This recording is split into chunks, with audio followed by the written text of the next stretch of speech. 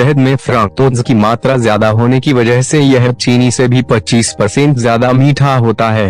रानी मधुमक्खी के छत्ते में अकेली ऐसी मेंबर होती है जो अंडे पैदा करती है। आपको जानकर आश्चर्य होगा कि यह दिन में 2000 अंडे दे सकती है। रानी मधुमक्खी की उम्र 5 साल तक हो सकती है। और यह जानकर भी आपको बहुत ज्यादा आश्चर्य होगा कि रानी मधुमक्खी जिंदगी में केवल एक बार ही मिलन करती है और अपने अंदर इतने स्पर्म इकट्ठा कर लेती है कि पूरी जिंदगी अंडे देती रहती है। 3 रानी मधुमक्खी लगातार अपने अंदर से एक केमिकल सा निकलती रहती है जिसकी महक काफी तीव्र होती है। यदि किसी कारण से रानी मधुमक्खी की मृत्यु हो जाती है तो यह खुशबू देना बंद कर देती है, जिससे बाकी सभी मधुमक्खियों को पता लग जाता है कि रानी मधुमक्खी की मृत्यु हो चुकी है।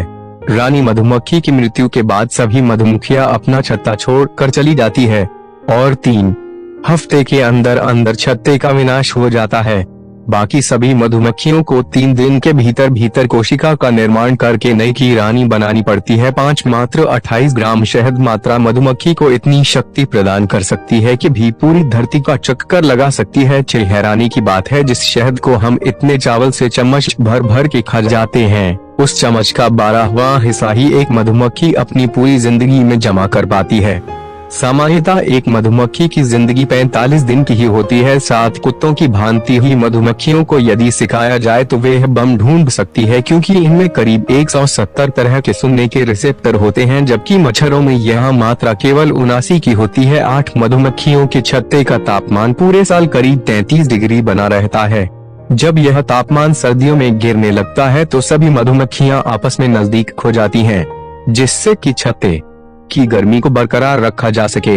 वहीं गर्मियों में तापमान को सामान्य रखने के लिए सभी मधुमक्खियां अपने पंखों से छत्ते की हवा करती हैं। इनके पंखों की फड़फड़ाने की आवाज आप कुछ दूरी पर सुन सकते हैं। 9 मधुमक्खियां ही इस धरती पर ऐसे कीट हैं जिनके द्वारा बनाया गया भोजन मनुष्य द्वारा खाया किया जाता है। 10 ऐसा माना जाता है कि शहद हजारों साल तक भी खराब नहीं होता। यह एकमात्र ऐसा पदार्थ है जिसके अंदर जीने के लिए आवश्यक सभी चीजें पाई जाती हैं। 11 वैसे तो पृथ्वी पर करीब 20,000 से ज्यादा मधुमक्खियों की प्रजातियां पाई जाती हैं, लेकिन मात्र 4 ही शहद बनाती हैं। 12-13 एक छत्ते में करीब 20 से 60,000 मादा मधुमक्खियां और कुछ 600 के करीब नर मधुमक्खियां और एक रानी मधुमक्खी होती है। मधुमक्खी का छत्ता मोम से बना होता है जो इनके पेट में पाई जाने वाली ग्रंथियों से निकलता है। 14 चलिए दोस्तों देखते हैं रानी मधुमक्खी किस प्रकार बनाई जाती है।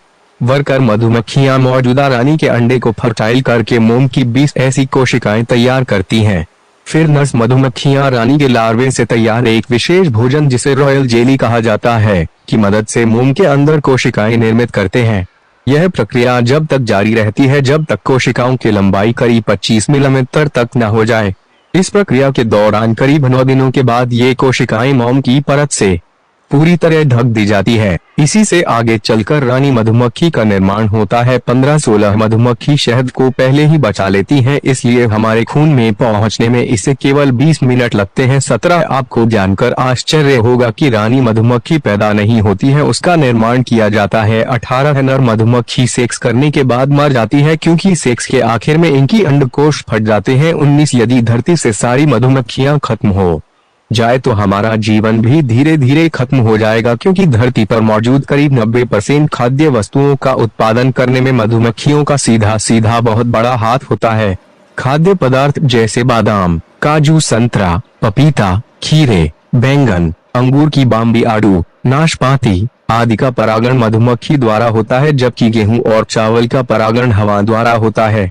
इनके मरने से करीब 100 में से 70 फसलें सीधे नष्ट हो जाएगी और वे कभी भी नहीं पैदा की जा सकेंगी, यहाँ तक घास भी नहीं हो पाएगी।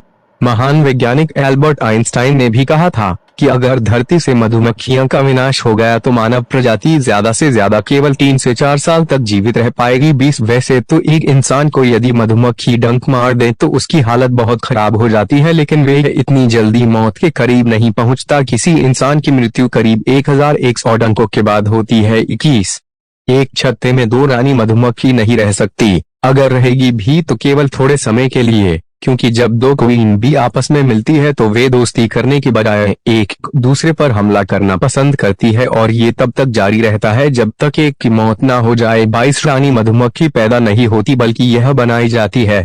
यह 5 से 6 दिन की होते ही सेक्स करने के लायक हो जाती है।